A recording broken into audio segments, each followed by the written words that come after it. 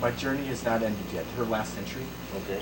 Perhaps it will not even end with death, my final commitment. Because that's, whether it's martial arts, healing arts, the spiritual life, it just seems so connected. October 28th, 1980. The journey is not ended yet. Perhaps it will not end even with death. So my final comment may not be final at all. But here it is, my conclusions, my deductions, even my intuitions can be argued with. But my experiences, no. I have tasted sugar and found it sweet. You may say to me, you might be mistaken.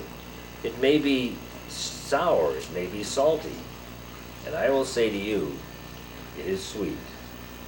I have been in the water, it is wet.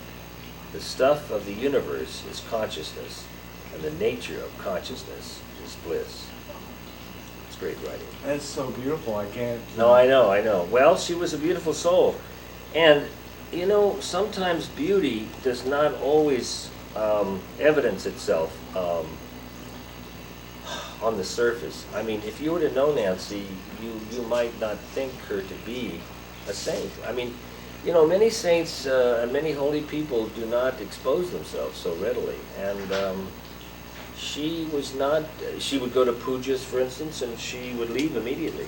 She was not, she had, I would say, a relatively limited number of friends because her inner life was so intense, you know. And I think